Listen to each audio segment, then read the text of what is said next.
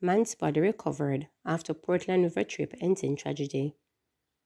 A search party has been called off for a man who went swimming in the Rio Grande River in Portland on Sunday, April 28 with a group of friends. The search was concluded when the body of 29-year-old Javon Abrams was found by a passerby in the area at around 9 a.m. on Tuesday. Reports are that Abrams, of a Seaview Gardens address in Kingston, did not resurface after he dived into the river. Subsequently, a search party was launched and the matter reported to the police. Friends of the deceased carried out searches on Sunday and Monday with the assistance of the Coast Guard. However, they noted that at the time, the river was in a space due to a heavy downpour. One dead following 3-vehicle collision on P.J. Patterson Highway. At least one person has died as a result of injuries sustained in a 3-vehicle collision on the P.J. Patterson Highway Tuesday afternoon. Dead is 42-year-old Kevin Rose of a Guysale address in St. Catherine. According to reports, the accidents involved 2 Toyota Probox motor car and a white motor truck. The 3 vehicles were said to be traveling in an easterly direction when, upon reaching the vicinity of the highway, the motor truck collided into one of the Probox motor cars. As a result of that impact, the Probox collided into the rear of the other Probox motor vehicle, causing Rose to be flung from the vehicle. He received injuries to the head and was pronounced dead at the Maypen Hospital. The other 2 drivers were treated at hospital and released. Miss Universe Jamaica runner-up, co-accused referred to mediation in assault case. A Miss Universe Jamaica runner-up and another woman, who have crossed cases against each other on assault charges, were referred to mediation when they appeared in the Kingston and St. Andrew Parish Court on Tuesday. It is alleged that on March 29, 2024, Raquel Silveira, the first runner-up in the Miss Universe Jamaica 2022 pageant, and Joan Russell were traveling in a motor car along Stony Hill Main Road in St. Andrew when an argument developed over the accused wanting to go home while the other did not. The argument escalated into a fight in which Russell is accused of punching Silveira in the face, while Silveira is accused of scratching Russell and biting her finger, the court was told. Reports were made and the women were charged with assault occasioning bodily harm.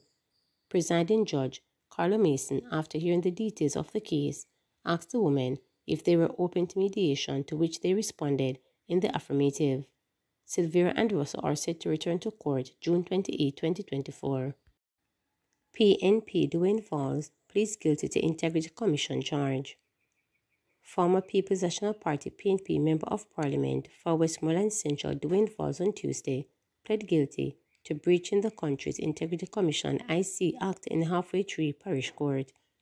On Tuesday, April 23rd, an Integrity Commission report stating that Falls is to be charged for failing to file his statutory declarations for 2019 was tabled in the House of Representatives.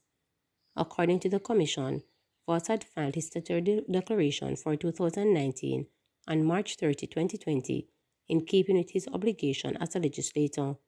However, the IC wrote to him on November 3, 2020, requesting a financial statement for the year ending December 31, 2019, for a company named Estella Global Services Limited, for which he was one of 2 directors between 2014 and 2021. Voss was given a November 16, 2020 deadline. Several reminders were issued to Voss when the deadline escalated. On December 7, 2020, contact was made with Voss via cell phone and email, reminding him of the information requested, to which he responded a day later, requesting until December 18, 2020 to provide the outstanding information. The Commission said that subsequently, a notice to discharge liability was served on Voss on February 18, 2021, wherein he was given 30 days to pay a fixed penalty of $250,000 to Tax Administration Jamaica and submit the outstanding information to the IC.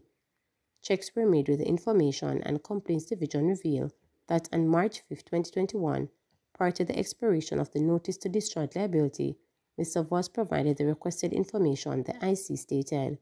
However, upon the expiration of the notice to discharge liability period on March 11, 2021, the payment of fixed penalty was not made. As such, the IC Director of Investigation concluded that Falls failed to discharge his liability consistent with Section 43(3) of Integrity Commissions Act and referred the report to the IC's Director of Corruption Prosecution for consideration. Falls had initially insisted he had no outstanding document for the Integrity Commission and said he was fully committed to maintaining the high standards of integrity and transparency required by the Integrity Commission and will continue to engage cooperatively with all legal processes. Falls will return to court on June 6, 2024 for sentencing. His bail was extended. Pedestrian mowed down on Ocheres bypass. A pedestrian died after he was mowed down on the Ocheres bypass in the vicinity of Buckfield in St. Anne on Monday morning. Dead is Christopher Hawthorne of Charlestown in St. Mary. Reports are that about 12:10 a.m., Hawthorne was on the bypass when he was hit by a red 2016 Land Rover Discovery motor car, which was being driven along the roadway. Hawthorne was taken to hospital where he was pronounced dead. Since the start of the year, at least 12 people have been killed in road crashes in St. Anne. In light of this, some residents are urging road users in the parish to exercise caution. The people need to take their time on the road, man. Where the speeding and go, on a grave, and that Ochi bypass is a big problem. People tend to speed on it. This can't continue, a resident who did not want to be identified stated. Monday morning's crash is the third to have occurred on the bypass in the past 72 hours. On Saturday, 4 vehicles collided in 2 separate crashes. The first crash occurred in the vicinity of Fiesco gas station about 7 a.m. and involved a taxi and a private motor vehicle, while the second occurred in the vicinity of Tropical Batteries about 3 p.m. In that incident, several people sustained minor injuries and were taken to hospital. I didn't kill my wife. Omar Kmore took the witness stand in the Home Circuit Court on Tuesday, testifying that he loved his wife and had no hand in her murder 6 years ago.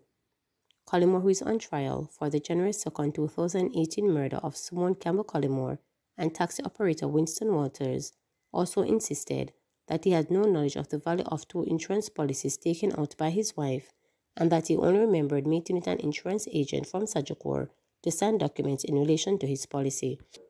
He said he never read the details of the policy. Both policies belonging to husband and wife were worth $100 million each. His co-accused, Michael Adams, Shaquille Edwards, and Dwayne Pink. The prosecution has claimed that Kmore ordered his wife's murder to claim life insurance benefits as he was a beneficiary under her policy and was also a trustee for the portions their children were to receive in the event of their mother's death. Someone told me to meet with the insurance agent. I didn't see the actual policy, not at all. There is no truth to insurance rumors. I had nothing to do with the policy. I don't even know where the papers were, Kmore said in response to a question from his attorney, Diane Dobson. I love my wife. I am her protector. I didn't contract anybody to do anything to her, period. I didn't know the insurance agent prior to me signing, he added.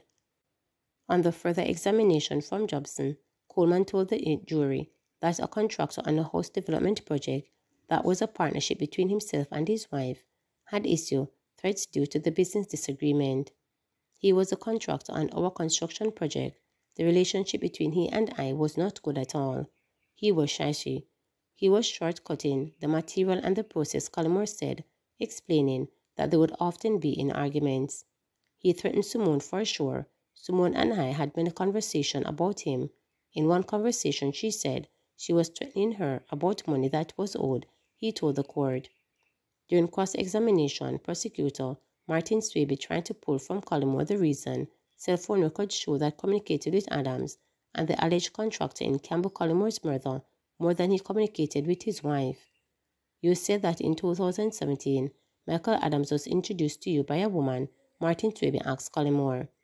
Yes, we met in 2017, but I can't remember when in 2017, Kmore responded. We spoke about him becoming like an employee. He wanted to sell phone stuff. Someone communicated with Adams. They met once or twice. I know she met him downtown.